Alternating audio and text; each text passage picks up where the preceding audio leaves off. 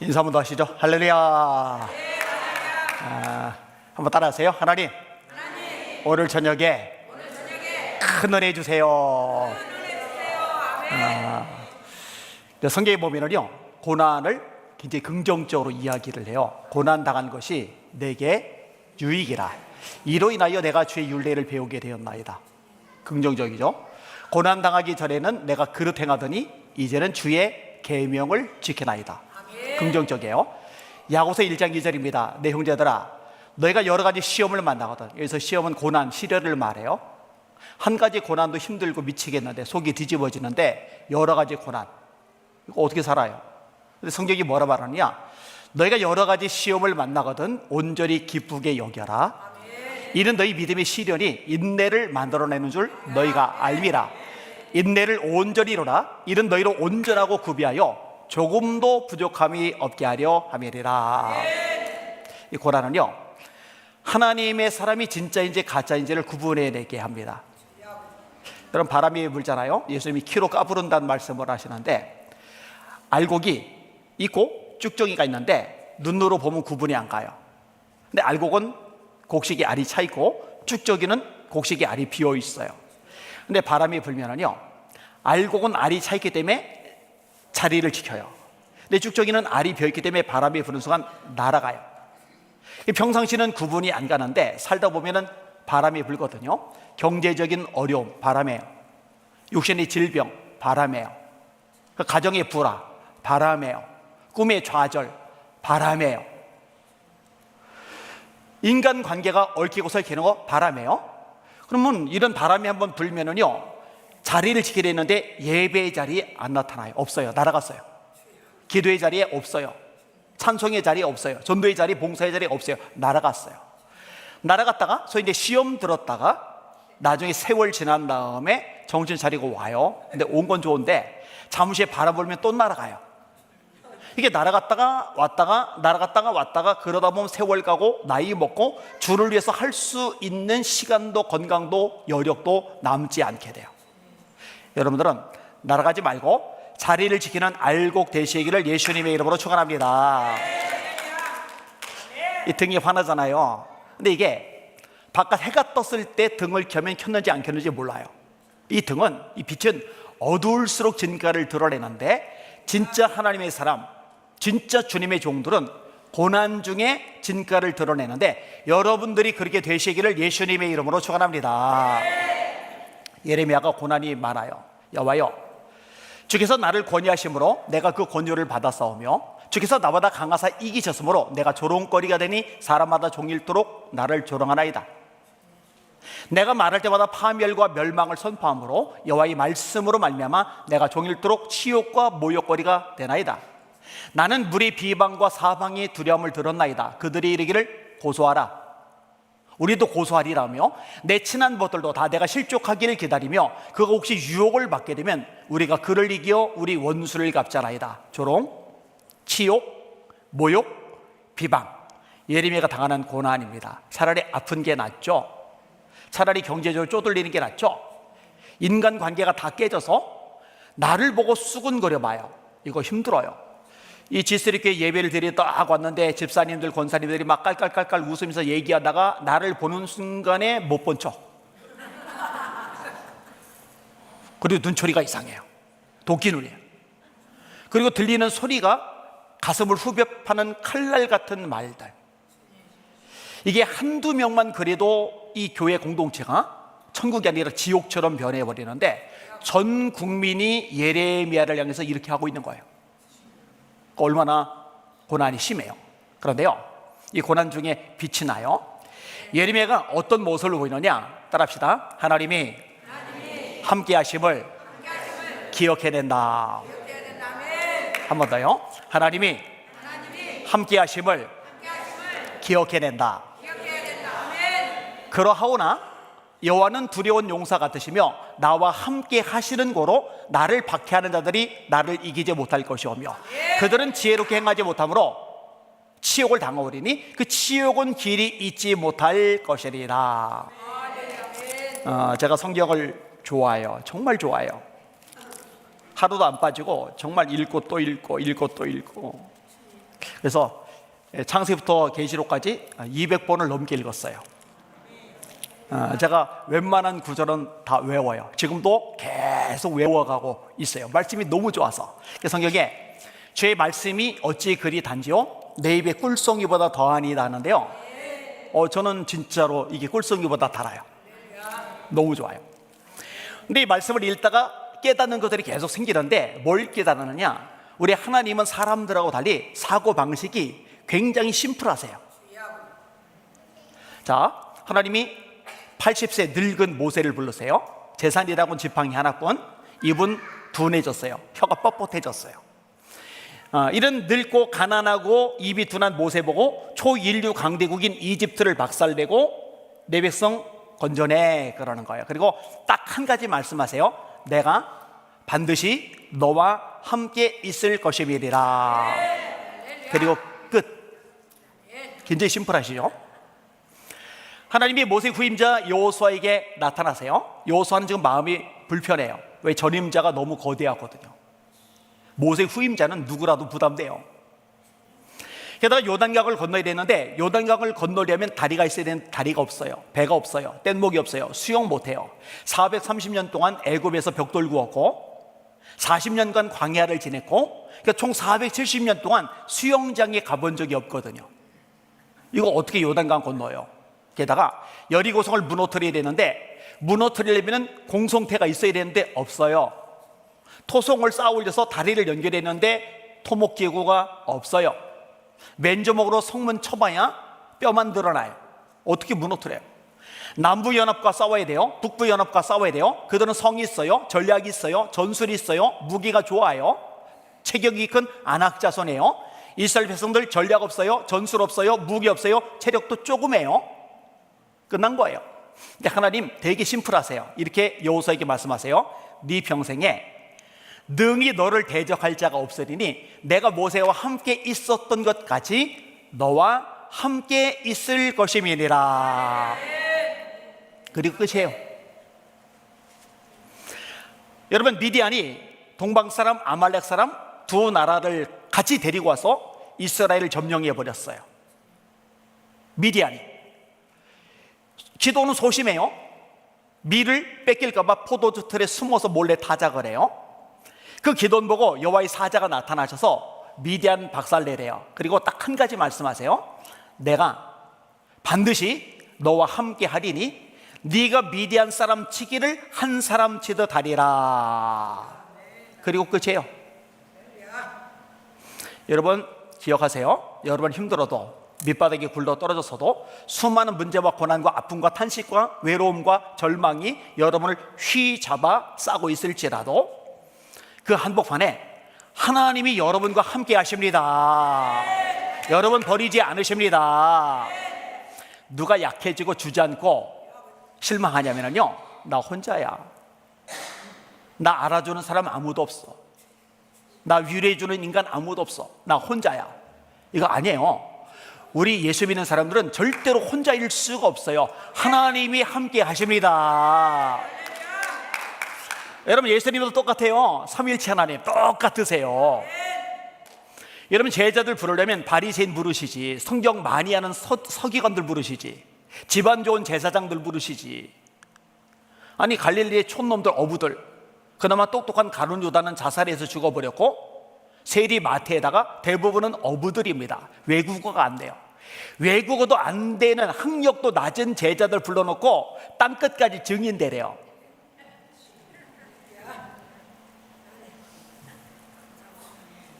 미국에 가서 영어 하나 하기도 힘들어 죽일 지경인데 땅끝까지 도대체 뭔 수로 가란 말이에요.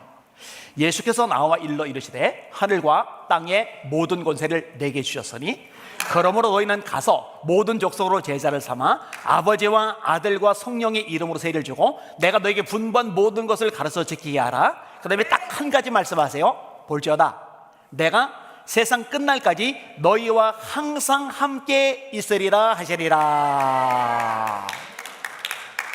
이게 늘 하나님의 대답이에요. 얼마나 심플해. 여러분 성경의 말씀입니다. 그 하나님이 질스럽게 성도님들과 함께 하십니다. 여러분 버리지 않으십니다. 여러분 떠나지 않으십니다. 할렐루야. 이거 잊으시면 안 돼요.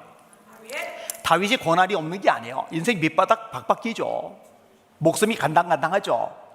근데 다윗의 담대한 이유는 딱 하나인데 잊지를 않아요. 기억해요. 내가 사망의 음침한 골짜기로 다닐지라도 해를 두려워하지 않을 것은 주께서 나와 함께 하심이라. 여러분도 힘들 때 하나님께 함께 하시는 거 기억해 내시기를 예수님의 이름으로 축원합니다. 자, 따라합시다. 고난 나갈 때 입을 열고 오히려 찬양하자. 믿음으로 따라하세요. 고난 나갈 때 입을 열고 오히려 찬양하자. 여호와께 노래하라. 너희는 여호와를 찬양하라. 가난한 자의 생명을 행악자의 손에서 구원하셨음이니라. 저는 본문 내용만 가지고 설교를 해요. 본문에 나오는 내용이에요. 여러분, 하나님이 찬양을 굉장히 기뻐하시는데 이렇게 말씀합니다. 이 백성은 내가 나를 위하여 지었나니 곧 나를 찬송하게 하려 함이니라. 찬송하게 하시려고. 그러니까 기쁜 일이 있으면 하나님을 찬양하세요. 아무 일이 없을 때도 하나님을 찬양하세요. 진짜 대단한 건 뭐냐면 고난당할 때 하나님을 찬양하시는 질서 있게 손 들내시기를 예수님의 이름으로 축원합니다. 여호사밧 왕이 유다를 통치해요. 이스라엘도 작은데 미국은 크잖아요. 이스라엘은 작아요. 작은데 나라가 쪼각이 났어요. 그런데 유다는 한 지파예요. 한 지파. 나머지는 다 북이스라엘이에요. 이제 가뜩이나 조그만데 한 지파니까 얼마나 조그매요. 이 조그만 나라를 모압이란 강대국, 아몬이란 강대국, 그 다음에 세일 사람들까지 세 나라가 쳐들어왔어요.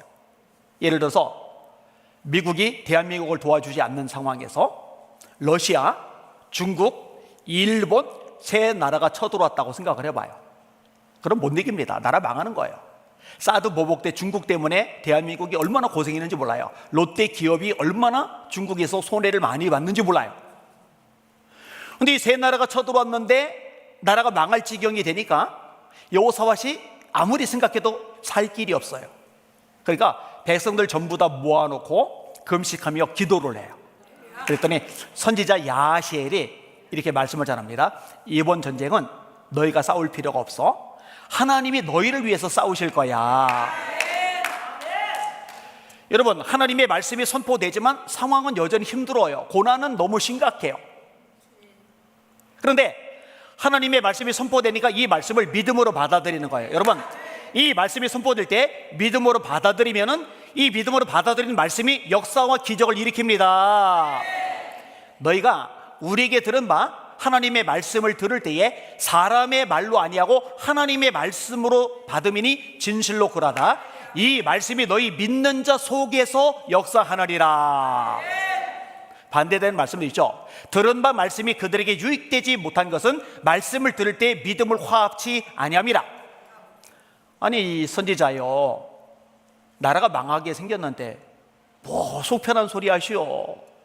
끝났어 망했어, 이제 틀렸어, 이러는 게 아니라요, 말씀이 떨어지니까 여전히 상황은 최악이고 고난은 여전히 심각한데 찬양을 하는 거예요. 그리고 찬양대를 따로 조직해서 군인들이 앞서가는 게 아니라 찬양대가 앞장서가요. 근데 성경이 이렇게 말합니다. 찬송이 시작될 때에 하나님이 복병을 두셨다. 이 모압과 암몬은 롯의 후손이에요. 가깝죠. 이 세일은 좀 떨어져 있죠. 근데 이 두 나라와 한 나라 사이에 내분, 갈등이 발생하면서 자기들끼리 싸워요. 찬송 부르는데 자기들끼리 싸우더니 두 나라를 한 나라가 못 이기니까 망해버려요. 이제 모압과 암몬 두 나라만 남았는데 이제는 두 나라 사이에 이 내분이 발생하더니 자기들끼리 싸우더니 다 죽어 넘어가요. 찬송 부르고 있는데 다 죽어버렸어요. 이게 뭔 일이야? 얼마나 물품들을 많이 가져왔는지, 새 날이니까 하루 종일 가져오는데도요 다 못 가져와요. 다음날 또 나가자. 또 잔뜩 가져오는데 못 가져와요. 다음날 또 나가자. 3일 동안 가져오니까 다 가져올 수 있을 만큼 엄청난 재산이 쌓여요. 교인들 중에 참 어리석은 사람이 있는데 설교할 때 그 직전에 들어와서 예배 드리는 사람. 물론 직장 끝나고 열심히 서둘러서 오다 보니까 그렇게 된 거는 괜찮아요. 그런데 이제 습관적으로, 왜냐면은 말씀 들어야지. 그런데 하나님이 찬양을 얼마나 기뻐하시는지 영적인 지식이 없는 거고, 하나님이 찬양을 통해 얼마나 능력과 기적과 승리를 주시는지 영적인 비밀을 모르는 거예요. 여러분, 찬양에 영적 비밀이 있습니다. 바울과 실라가 원래는 아시아로 가려고 그러죠. 비두니아로 가고자 애쓰되 예수의 영이 허락하지 아니하시는지라. 환상이 뭐예요? 마게도냐 사람이 나타나요. 와서 우리를 도와주시오. 하나님의 뜻이 유럽이구나. 방향을 틀어요. 빌립보로 가요. 기도하는 장소 찾아가는데 점치는 귀신 들린 여종이 쫓아다니면서 소리 지르는 거예요. 여러분, 동네 사람들, 바울과 실라 가르치면서 이 사람들은 지극히 높으신 하나님의 종으로서 구원 얻을 말씀을 여러분에게 전하는 자들입니다. 근데 다음날 또 쫓아와요. 이 바울이 듣기 싫어가지고 귀신아, 예수 명한다, 나가 했더니 귀신이 나가요. 이 여종이 점을 잘 쳐요. 여러분, 속으면 안 되는데 무당이 세 종류죠. 하나는 배워 사는 학습무, 또 하나는 엄마가 무당이라 이어 사는 세습무, 또 하나는 귀신이 들려 사는 강신무. 강신무는 진짜 날카로운 작두, 손 대면은 잘릴 정도로 날카로운 작두 위에 올라서 펄펄펄펄 뛰는데도 발이 안 베죠. 그 귀신이 힘을 줘서 그렇거든요. 그리고 이런 여자들은요, 제가 아는 분 중에도 25년간 유명한 무당으로 있다가 예수님을 만난 분이 있어요. 제가 부산 집회 가면은 저를 따라다니면서 예배를 드리는 분이 있어요.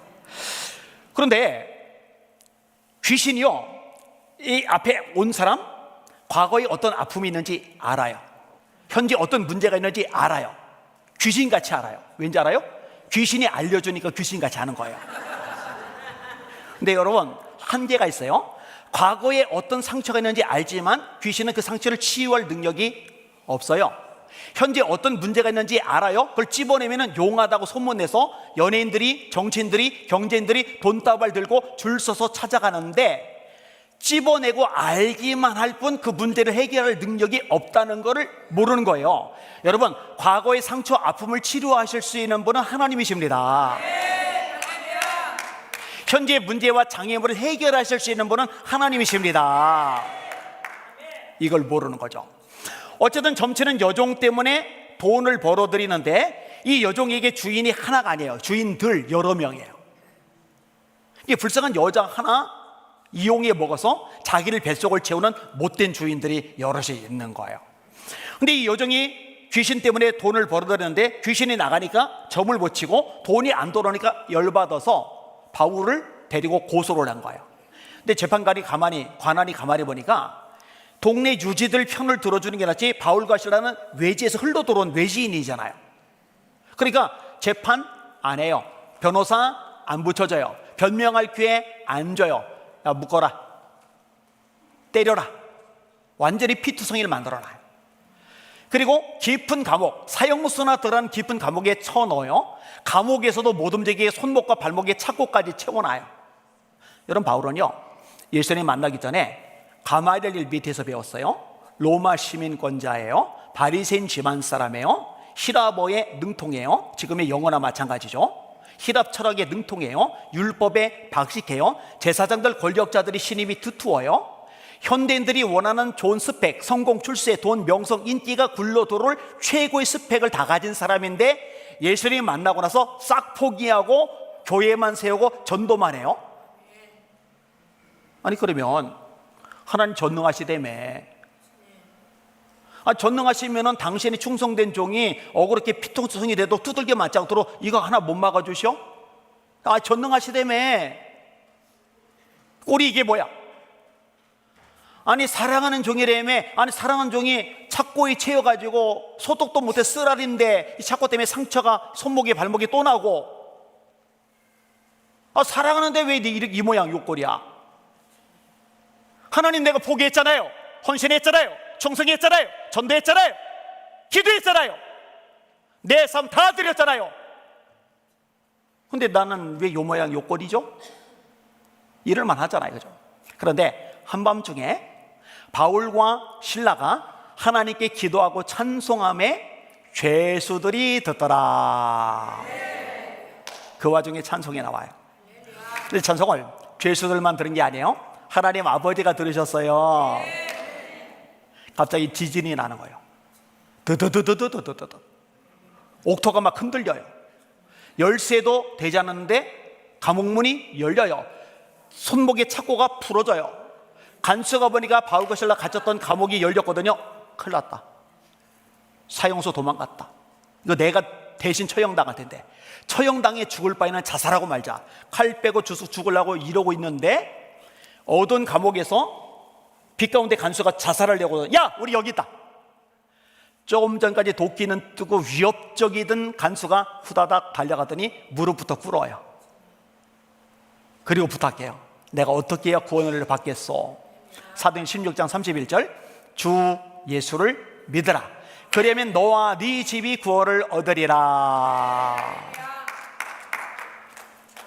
간수와 간수의 집안이 몽땅 예수 믿고, 먼저 예수 믿은 루디아라는 여성, 이 두 가정을 중심으로 빌립보 교회가 창립이 돼요.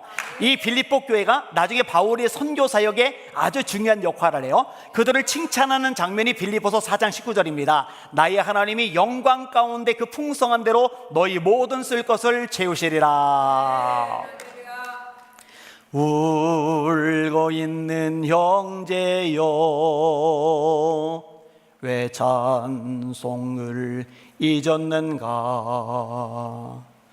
어둠 속에 찬송은 하늘 보좌 흔든다오. 바울과 실라가 빌립보 감옥의 문을 찬송으로 열었다오. 고통의 문을 찬송으로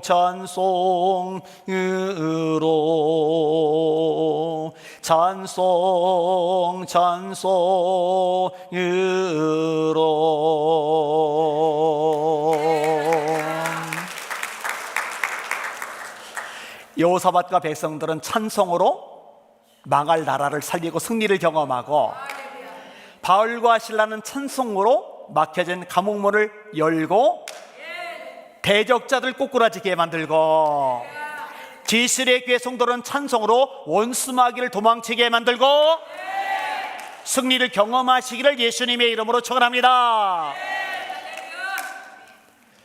루이자 스테드 여사라는 분이 있어요.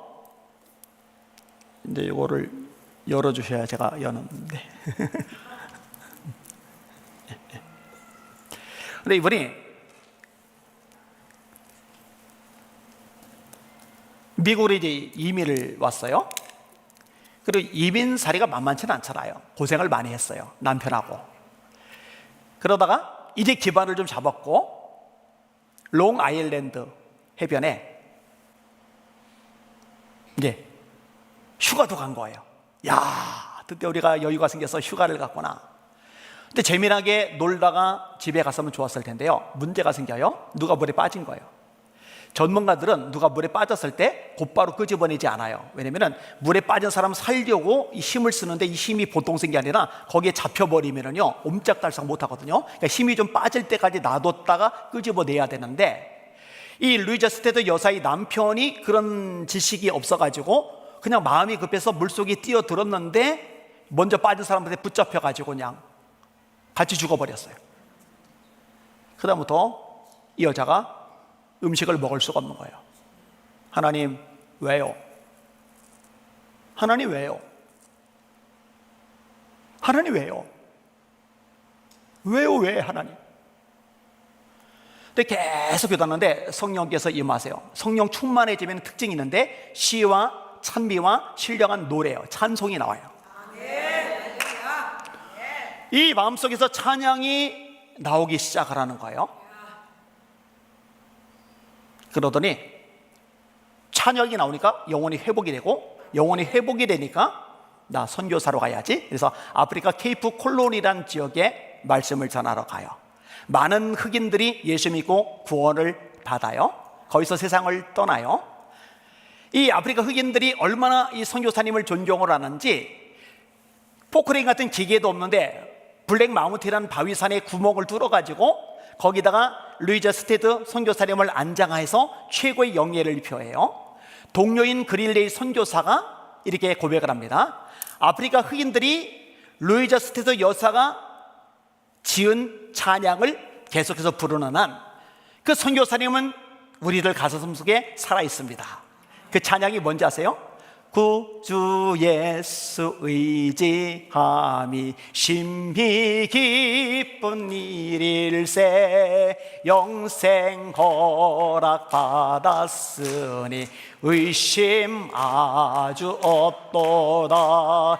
예수 믿는 곳은 받은 증거 많도다. 예수 귀한 예수 믿음 더욱 주소서. 구주 예수 의지하여 구원함을 얻었네. 영원 무궁 지나도록 함께 계시리로다. 아멘. 예수 믿는 것은 받은 증거 많도다. 예수 귀한 예수 믿음 더욱 주소서.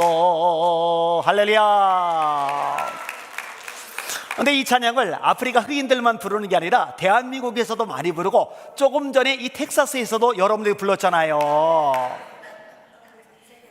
히브리서 11장에 이런 사람은 세상이 감당하지 못하는도다. 엄청난 세상, 거대한 세상, 무서운 세상, 어마어마한 세상이 아니라 이 어마어마해 보이는 세상에 감당하지 못하는 하나님의 사람. 마귀가 야, 이 정도 고난이면 입이 대빨 나온다, 원망한다, 불평한다, 절망한다, 주저앉는다 이랬는데, 지스럽게 성도들은 수준이 다른 거예요. 고난이 심할수록 찬송이 커지는 거예요. 원수 마귀가 온몸에 소름이 돋을 거예요. 소름 털어내면 수북하게 쌓일 거예요. 우리 노 목사님이 주일날 예배를 인도하는데, 그날따라 권사님 한 분이 막 더 뜨겁게 찬양하는 거예요. 노 목사님이 감을 잡는 거예요. 우리 권사님이 이번 주간에 고난이 심하셨구나. 수준이 다른 거죠. 따라합시다. 이런 사람은 세상이 감당하지 못하노도다. 여러분 모두가 그렇게 되시기를 예수님의 이름으로 축원합니다. 따라합시다. 고난당할 때 하나님의 말씀을 더 힘차게 전하자. 예레미야가 생각을 해봤어요. 아니, 내가 왜 국가적으로 왕따를 당하지? 왜 사람들이 나를 구덩이에 밀어 던지지? 왜 시위대들에 가두지? 왜 나를 때리지? 친구들이 왜 다 등 돌렸지? 친척들이 왜 나를 다 외면하지? 왜 그러지? 여호와의 말씀으로 말미암아 내가 종일토록 치욕과 모욕거리가 됨이니이다. 말씀 전하는 것 때문에. 예레미야가 생각해보니까 너무 힘들거든요. 미치겠거든요. 그러니까 야, 그럼 말씀을 전하지 말아볼까? 이 생각을 했어요. 내가 다시는 여호와의 이름으로 선포하지 아니하며 그의 이름으로 말하지 아니하리라. 말씀을 안 전하면 내가 더 이상 이렇게 외롭지 않아도, 힘들지 않아도, 고통당하지 않아도 괜찮을 테니까 설교하지 말아볼까? 전도하지 말아볼까? 말씀 전하지 말아볼까? 입 다물고 살아볼까? 그런데요, 성령의 사람이에요. 매마는 게 낫지, 구덩이에 던져지는 게 낫지, 시대들에 갇히는 게 낫지, 욕을 먹고 매를 맞는 게 낫지, 말씀을 전하지 않으려니까 견딜 수가 없어요. 내가 다시는 여호와의 이름으로 선포하지 아니하며 그의 이름으로 말하지 아니하리라면 나의 중심이 불붙는 것 같아서 골수에 사무치니 내가 답답하여 견딜 수 없나이다. 또다시 나가서 말씀 전하는 거예요. 진짜 하나님의 사람, 고난 중에 더 빛이 나는 하나님의 종, 그 모습이 여러분의 모습이 되시기를 예수님의 이름으로 축원합니다. 여러분, 제가 바울 사도를 굉장히 좋아해요. 원래는 세례요한을 제일 좋아했는데, 세례요한은 30대 초반에 순교당해서 죽었잖아요. 근데 저는 벌써 60을 향해 나가잖아요. 그러니까 이미 30대 순교당하기 늦어버려가지고, 그래서 존경의 대상을 세례요한에서 사도 바울로 바꿔버렸어요. 세례요한처럼 살다 죽고 싶었는데 너무 오래 살았어요, 제가. 그래서 이제 사도 바울로 바꿨는데, 이 바울 사도가 사도행전 20장에 이런 고백을 해요. 보라, 이제 나는 성령에 매여 예루살렘으로 가는데 거기서 무슨 일을 만났는지 알지 못하노라. 오직 성령이 각성해서 내게 증언하시기를 결박과 환난이 나를 기다린다 하시나, 나의 달려갈 길과 주 예수께 받은 사명, 하나님의 은혜의 복음 증언하는 일을 맞추려 하면은 나의 생명조차 조금도 귀한 것으로 여기지 아니하노라. 제가 이 말씀을 되게 좋아함에도 불구하고 읽을 때마다 마음이 불편해요. 왜 불편하느냐? 바울은 가는 데마다 결박과 환난이 나를 기다린다 하시는데, 저는 가는 데마다 호텔과 맛있는 음식이 기다리고 있어요. 이거 양심 없이 이렇게 살아도 되나? 나도 결박과 환난을 당해야 되는 건데, 그게 자꾸 마음을 막 불편하게 하는 거예요. 이렇게 대접받고 사는 거 이거 괜찮은 거야? 이게 막 너무너무 힘든 거예요. 그러다가 어느 날 어른 목사님께 상담을 했어요. 목사님, 바울 사도는 가는 데마다 결박과 환난이 기다렸는데 저는 가는 데마다 호텔과 맛있는 식사가 기다려서 이게 잘 안 맞습니다. 어떡하죠? 그랬더니 목사님, 내가 아는데 목사님은 30대 될 때까지 굉장히 가난하게 어렵게 힘들게 고통스럽게 살았잖아요. 그러다가 좀 후반에 대접을 많이 받는 거잖아요. 바울 사도는 초반에 바리새인으로서 로마 시민권자로서 많이 누리다가 후반에 고생을 하는 거거든요. 그러니까 앞부분하고 뒷부분하고 합쳐서 나누면은 쌤쌤이에요, 쌤쌤. 근데 그 말을 듣는 순간에 나는 자유해. 마음이 편해지는 거예요. 노모스 맛있는 거 사줘도 제가 부담 없이 먹을 겁니다. 이제는 옛날하고 달라요. 이 바울 사도는요, 이 말씀을 전하는 일을 위해서라면요 진짜 목숨을 거는 거예요. 이고니온에서 말씀을 전했는데 유대인들이 때리려고 그래요. 그래서 루가오니아의 두상 루스드라와 더베로 가요. 근데 이고니온에서 유대인들이 와서 루스드라까지 쫓아와서 돌로 찍은 거예요. 막 숨이 끊어진 줄 알고 질질 끌어서 버린 다음에 도망을 간 거예요. 다음 날 여러분, 돌에 맞아서 죽을 정도까지 갔으면은 한 달 정도 요양해야죠. 아니면 적어도 일주일 정도 요양을 해야죠. 그런데 다음 날 또다시 전도를 해요. 정말 대단해요.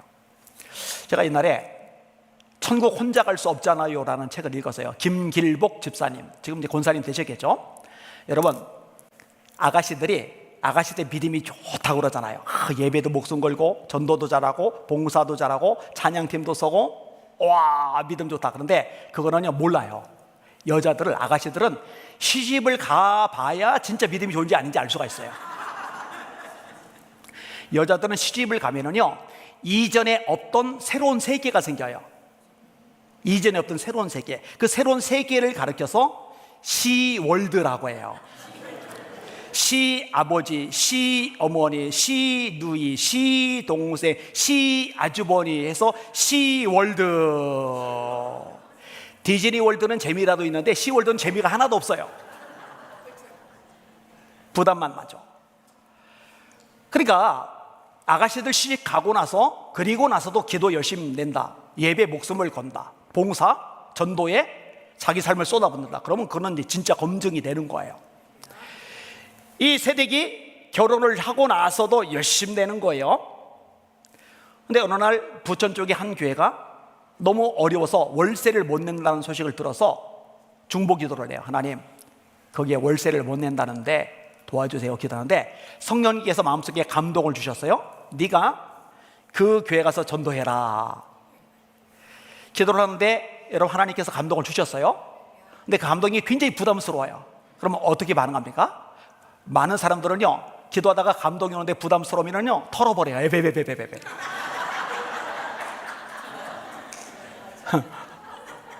그럼 손해봐요. 어차피 하나님이 감동 주셔봐야 순종을 안 하기 때문에 영적으로 둔해져요. 부담이 되고 때로는 불가능해 보이더라도 감동 주시면 무조건 하는 게 좋은 영적 습관이에요. 이 세대교 훈련이 잘 됐어요. 그 교회를 찾아가요.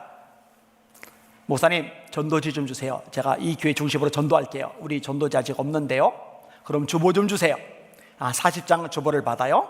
눈물 콧물 쏟으며 기도를 해요. 하나님, 제가요 부천역 광장에 나가서 전도를 할 텐데요, 하나님이 예비하신 영혼을 만나면 그 사람과 제 눈이 마주칠 때 두 눈 사이에서 스파크가 일어나게 해주시옵소서.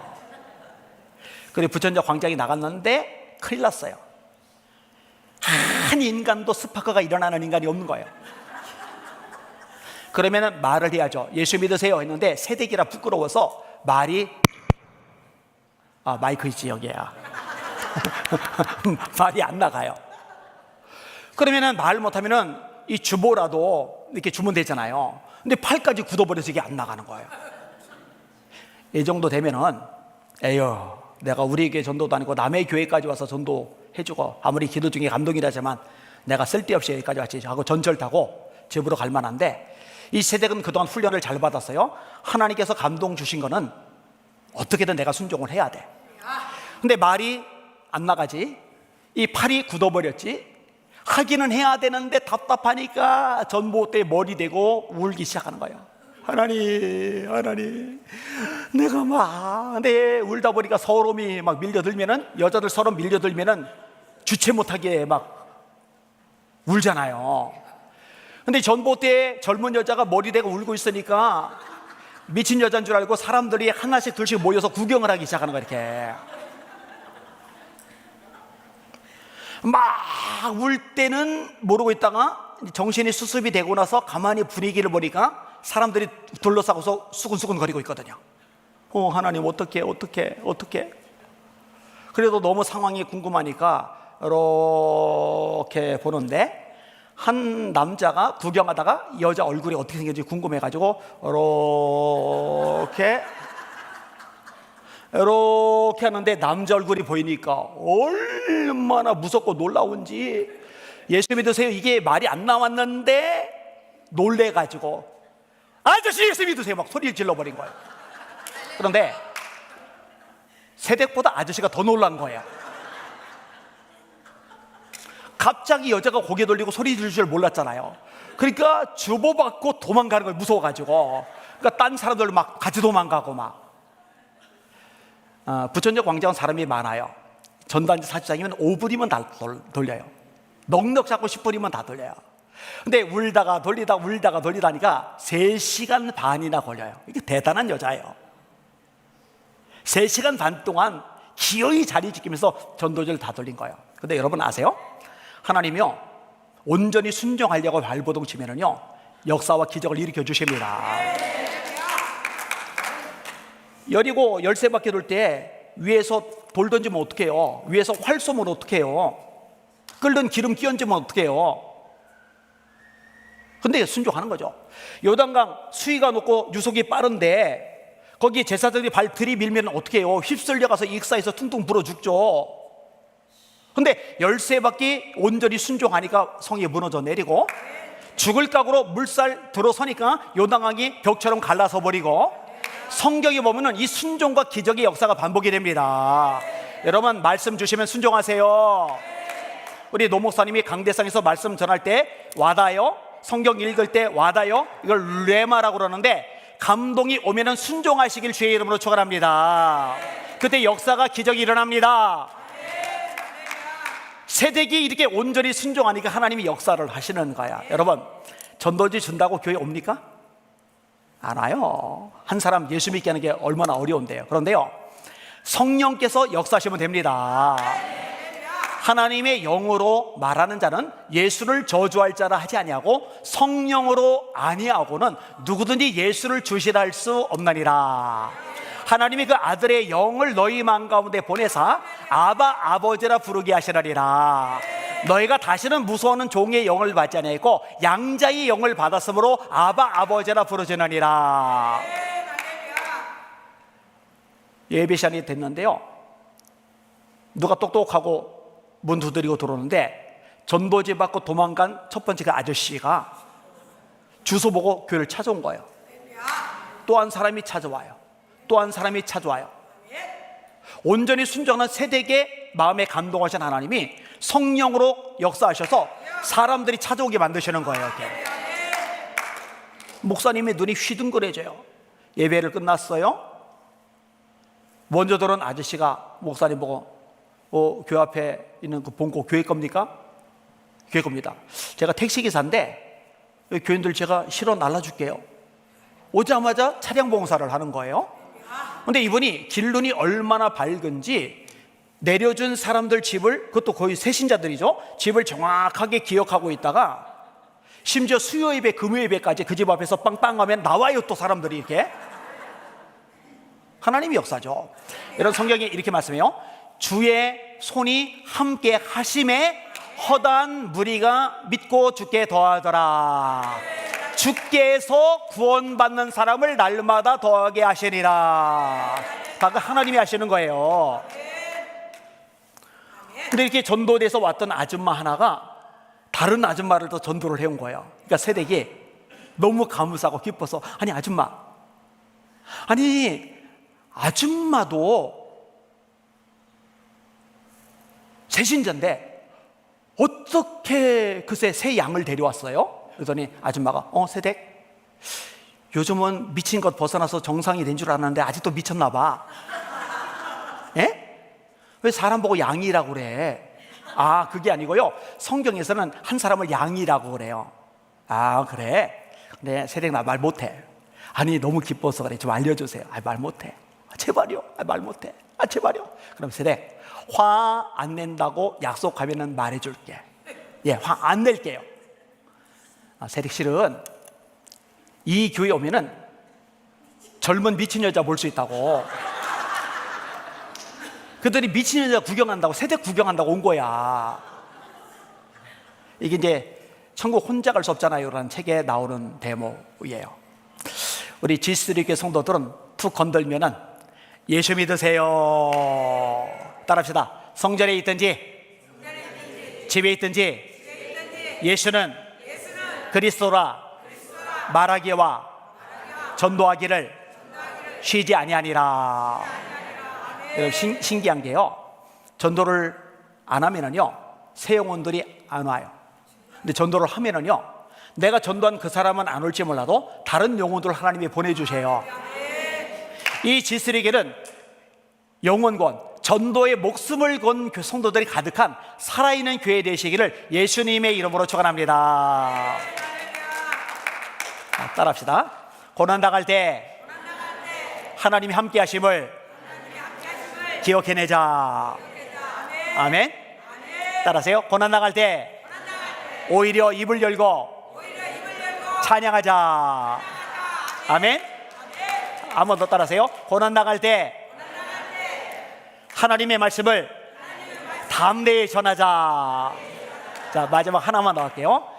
고난당할 때 이전보다 더 기도하자. 의인을 시험하사 그 심장과 폐부를 살피시는 만군의 여호와여, 나의 사정을 주께 아뢰어 싸운즉 주께서 그들에게 보복하심을 나에게 보게 하옵소서. 예레미야 33장 1절, 예레미야가 아직 시위대 뜰에 갇혀 있을 때에 여호와의 말씀이 두 번째로 그에게 임하니라 이르시되. 여러분, 말씀을 전하는 하나님의 사람에게는요, 이 말씀을 전하는 것보다 더 중요한 게 없어요. 저도 역시 마찬가지예요. 제가 지금 감옥에 갇혀 있으면 여기에 못 있죠. 말씀을 못 전하죠. 근데 예레미야가 지금 갇혀 있는 거예요. 할 수 있는 게 없어요. 그런데 하나님이 2절에 이렇게 말씀하세요. 이 일을 행하시는 여호와, 그것을 만들며 성취하시는 여호와, 그의 이름을 여호와하라 하는 이가 이같이 이르시도다. 예레미야야, 뭔가 하는 거는 네가 하는 게 아니야. 뭔가 이루는 거는 네가 이루는 게 아니야. 일을 행하는 건 나 여호와야. 뭔가 만들어내고 성취하는 것은 네가 아니라 내가 하는 거야. 그 다음에 3절, 너는 내게 부르짖으라. 내가 네게 응답하겠고 네가 알지 못하는 그 은밀한 일을 네게 보이리라. 예레미야, 너 아무것도 할 수 없다고? 아니야, 기도해. 기도하면은 네가 나가서 하는 것보다 내가 더 크고 놀라운 일을 이루어 줄 거야. 한겨울에 땅이 얼었어요. 삽질을 해요. 수백 번 삽질을 했더니 요만큼 쌓였어요. 근데 포크레인이 달달달달달 오더니 한 번 푸니까 이만큼 쌓여요. 우리가 노력하고 애쓰고 수고하고 땀 흘리는 것 귀해요. 그런데 요만큼. 하나님이 한 번 역사하시면은 이만큼. 근데 이게 하나님이 한 번 역사하시는 통로가 뭐냐? 기도라는 거 잊지 마시길 바랍니다. 구하라, 그러면 너에게 주실 것이요. 찾으라, 그러면 찾아낼 것이요. 문을 두드리라, 그러면 내게 열릴 것이니 구하는 이마다 얻을 것이요 찾는 이마다 찾아낼 것이요 두드리는 이에게 열릴 것이리라. 아들이 떡을 달라는데 떡 대신에 돌을 주며 생선을 달라는데 생선 대신에 뱀을 줄 자가 있겠느냐? 아비가 악할지라도 좋은 것으로 자식에게 줄 알거든 하물며 하늘에 계신데 아버지께서 구하는 자에게 좋은 것을 주지 아니하시겠느냐? 단 믿음으로 기도하시길 바랍니다. 오직 믿음으로 구하고 조금도 의심하지 말라. 의심하는 자는 마치 바람에 밀려 요동하는 바닷물결 같으니 이런 사람은 무엇이든지 주께 얻기를 생각하지 말라. 두 마음을 품어 그 마음에 정함이 없는 자로다. 야고보서 1장 6절 이하의 말씀이죠. 예수님의 말씀이에요. 너희가 기도할 때 무엇이든지 믿고 구하는 것은 다 받으리라 하시니라. 믿음대로 될지어다. 믿음대로 될지어다. 믿음대로 될지어다. 믿음으로 구하는 거예요. 믿음으로. 그러니까요, 이런 성경의 원래 영적인 원리를 깨닫게 되니까요, 제 머릿속에는 한 가지 결론이 나요. 더 기도하자, 더 기도하자, 더 기도하자, 더 기도하자. 왜냐면 내가 수고하고 애쓰고 땀 흘리는 것보다 기도에 몰두할 때 하나님이 한번 역사하시면 더 큰 일이 일어나는 게 명확하니까요, 이 생각만 찬 거예요. 그래서요, 아무리 바쁘고 힘들어도 적어도 하루에 4시간 이상, 어떨 때는 5시간, 6시간, 7시간 할 일이 있어서 알람 맞춰놓고 중단하지요. 더 기도하자, 더 기도하자, 더 기도하자. 왜냐? 이 기도의 능력, 기도의 역사를 맛보고 나니까요, 완전히 달라지는 거예요. 완전히. 제가 사고를 당해서 학교를 1년 꿇었어요. 근데 후배들, 동생들하고 공부를 해야 되는데 공부에 자신이 없어요. 왜냐? 제가 초등학교 때 나머지 공부반 출신이거든요. 네, 아시는 분들은 웃고 계시는데, 공부를 지질나게 못하는 애들 학업 진도를 못 따라가니까 니들은 집에 가지 마. 그래서 학교에 남겨놓고 따로 공부를 시키는 거예요. 그걸 이제 나머지 공부반이라고 그래요. 공부를 제일 못하는 꼴찌에서 왔다 갔다 하는 애들만 남겨지는데 제가 거기 남겨진 거예요. 웃지 마요, 너무. 그런데 학교를 1년 꿇고 후배들하고 공부를 하는데 후배들하고 같이 공부하는데 거기서도 또 꼴찌를 하면 개망신이잖아요, 그죠? 근데요, 다행히 제가 예수님을 만났어요. 그래서 기도를 하기 시작했어요. 하나님, 저 공부 자신 없는데 지혜 주세요. 야고보서 1장 5절에 이런 말씀이 있어요. 너희 중에 누구든지 지혜가 부족하거든 모든 사람에게 후히 주시고 꾸짖지 아니하시는 하나님께 구하라. 그리하면 주시리라. 솔로몬에게 하나님께서 지혜 주셨죠. 다니엘에게 하나님이 지혜 주셨죠. 사드락 메삭 아벳느고에게 하나님이 지혜 주셨죠. 올리아과 부살렐에게 하나님이 지혜 주셨죠. 스데반 빌리 7 지사님에게 하나님이 지혜 주셨죠. 하나님이 창조주니까 돌 같은 내 머리도 지혜롭게 바꾸실 수 있잖아요, 그죠? 이게 믿어져요. 그래서 중학교 1, 2, 3년 내내 수업 끝나면 일단 교회부터 가요. 딴 거 필요 없어요. 교회 가서 기도부터 하는 거예요. 열심히 하나님 지혜 주세요, 지혜 주세요. 그런데요, 진짜로 하나님이 기도 응답하신다는 걸 제가 이제 깨닫게 되는 거예요. 옛날에는 수업 시간에 들어서 수업 시간에 이제 내용을 듣다 보면 뭔 소리야 그런데요, 이해가 돼요. 그리고 이제 공부를 잘하는 애들은 공부를 했죠. 그럼 공부한 게 머리에 남아있어요. 시험 볼 때 그게 생각이 나요. 그래서 써요. 공부를 못하는 애들은 공부를 안 하기도 하지만 모처럼 마음먹고 공부를 했어요. 근데 공부를 했는데 머릿속에 안 남아있고 다 빠져나가요. 그래서 정작 시험 볼 때는 생각나는 게 하나도 없어요. 그렇잖아요. 근데 이상한 거예요. 책을 읽던 수업을 듣고 머릿속에 들어가고 나면 이게 안 빠져나가요. 수학 공식 들어가요. 영어 문장이 들어가요. 화학 기호가 들어가요. 국어 시시족 들어가요. 제가요 의도적으로 안 외워도, 그래서 옛날 노래, 옛날 저기 국어 같은 거, 호미도 나리언 말하난 낫같이 들리도 없으니이다. 어버이도 어여신 말하난 어머니같이 괴실이 없애라.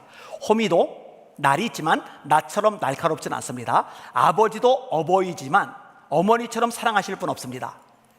생각나는데 어쩌라고 이런 거. 유리왕의 황조가 펄펄 나는 적개꼬리 암수서로 정답구나. 외로워라 이 내 몸은 뉘와 함께 돌아갈까. 한 송이 국화꽃을 피우기에 봄부터 소쪽새는 그렇게 울었나 보다. 또 한 송이 국화꽃을 피우기에 천둥은 먹구름 뒤에서 또 그렇게 울었나 보다. 멀고 먼 젊음의 뒤안길에서 이제는 돌아와 거울 앞에 선 내 누림같이 생긴 꽃이여, 노란 네 꽃잎이 피려고 간밤엔 무서리가 저리 내리고 내게는 잠도 오지 않았나 보다. 이걸 나가 왜 외우고 있는지 모르겠어요. 이게 동창이 밝았느냐 노고질이 우지진다. 소치는 아이는 상기 아니 이러느냐 제 넘어 사래긴 밭을 언제 갈려 하나니. 이런 시조를 어디서 써먹는다고 외워요. 이게 500년 도읍지를 필마로 돌아더니 산천은 의과대 인걸은 간대없네 어주보 태평연월이 꿈이런 가노라. 이거 어디다 써먹어 이걸 도대체. 근데 기억이 나요. 시험을 보는데 뭐야 이거 아는 거네? 이거 다 기억나네? 아는 거네? 시험 끝났어요. 아침 조회 시간에 선생님이 딱 앞에 나오더니 야 희원아, 네 일어나, 네 얘들아 희원한테 박수 좀 해줘. 짝짝짝짝짝. 영문을 몰라요. 희원아 너 교무실 앞에 가봐. 그럼 알 거야. 그래서 교무실 앞에 뛰어갔더니 전교 1등부터 50등까지 사람 이름이 적혀 있는데 전교 1등에 안희환, 얘가 안희환이거든요.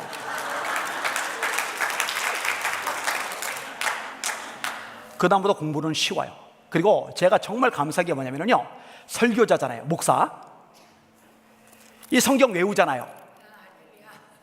이게 들어가면 안 나오니까 세상에 설교하기 이보다 좋은 장점이 없는 거예요. 이게 원고 안 봐도 돼요. 보통 원고 쓸 때 고생해서 쓰고, 그 암송하려면 4번, 5번, 6번, 10번 막 읽고 나서도 또 원고 이렇게 보다 말라 했는데, 저는 한 번 원고 쓰면은 2번 안 봐요. 그리고 원고 안 봐요. 왜냐면 쓰는 순간에 다 외워버리니까. 근데 애초에 제가 머리가 좋았으면은 나머지 공부반 안 했겠죠. 제 둘째 동생 고졸이에요. 셋째 동생 고졸이에요. 고졸을 뭐라 하는 거 아니에요. 저희 집안 과외 학원 못 보내요. 머리 좋은 집안 아니에요. 하나님이 정말 기도를 응답해 주시더라고요. 기도는 중학교 때 경험이 된 거예요. 이건 연볼 따위가 아니구나. 이거는 주문 따위가 아니구나. 기도는 진짜 하나님의 보호자를 움직이는 능력 기적의 통로이구나. 이게 체험이 되고 나니까요, 고등학교 때 친구들 후배들 데리고 산기도 가게 되고요, 대학교 때요 기도를 너무너무 많이 하고 싶어가지고요 집에 안 가고 5년 동안 교회에서 살면서 기도만 했어요. 세상에 이 좋은 기도, 이 엄청난 기도. 그런 저에게 믿음이 생기니까 중요한 기도가 하나 또 있지. 나 장가 가야 돼. 장가. 여러분 웃지만 제가 이 생각을 가지게 된 계기가 있어요.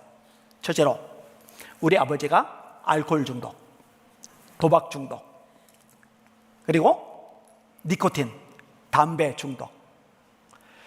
우리는 20원짜리 자야, 과자 1년에 한 번도 못 얻어먹는데 자야보다 비싼 담배를 연기로 날려버리는 우리 아버지. 얼마나 그게 아까워요. 그죠?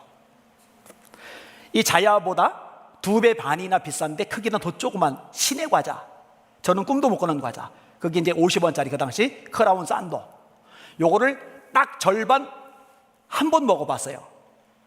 초등학교 때. 그만큼 이 집이 가난해요. 그러니까 안양천 뚝방 옆에 판자촌이죠. 쫙, 예. 방 한 칸, 방 한 칸, 방 한 칸, 방 한 칸, 이 방 한 칸에 6명, 7명이 같이 살아요. 그 다음에 화장실이 집안에 없으니까 뺑 돌아서 뒤쪽에 이렇게 뚝 떨어져 있는 화장실 하나. 이 화장실을 여러 집이 같이 쓰다 보니까 골치 아파요. 그 다음에 이 화장실이 여름에는 난방이 잘 되고 겨울에는 냉방이 참 잘 돼요. 장마철 되면은 뭐가 떠올라서 집에 막 들어와요, 이렇게.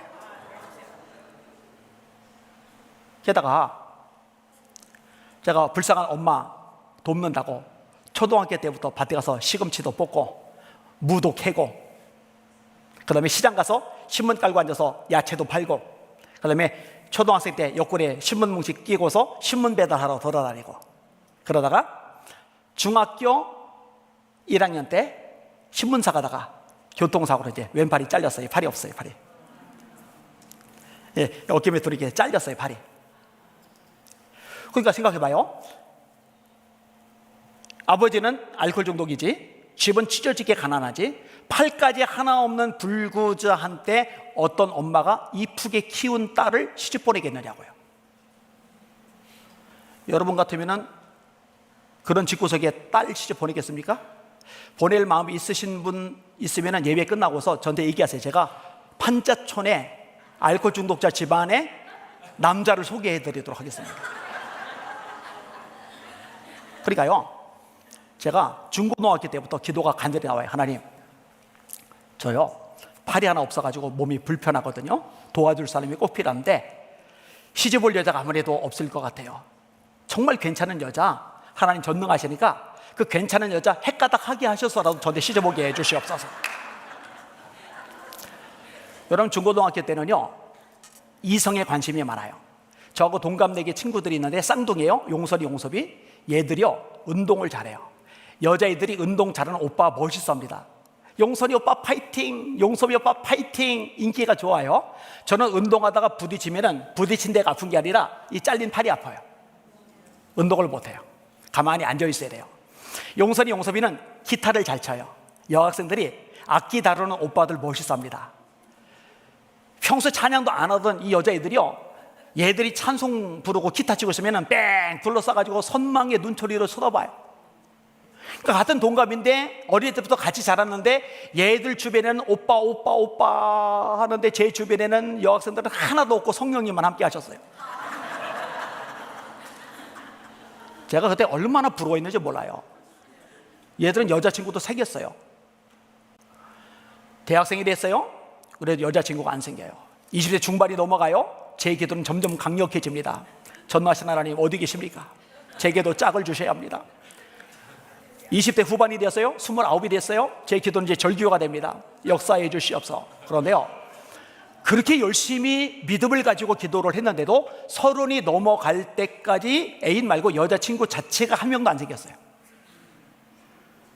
불쌍하게 쳐다보지 말아요. 그런데요, 30이 넘어서 교제를 하게 됐고 결혼하게 됐는데 제 마음속에 이제 부담이 있는 거예요. 전대 시집 오면 고생하거든요. 여러분, 남편이 양팔이 있으면 감사하세요. 저는 형광등을 못 갈아 껴요. 변기 고장 나도 그 수리를 못 해요. 3층 사는데 엘리베이터 없어요. 쌀푸대 저는 못 들어요. 한 소리다. 아내가 다 메고 올라가야 돼요.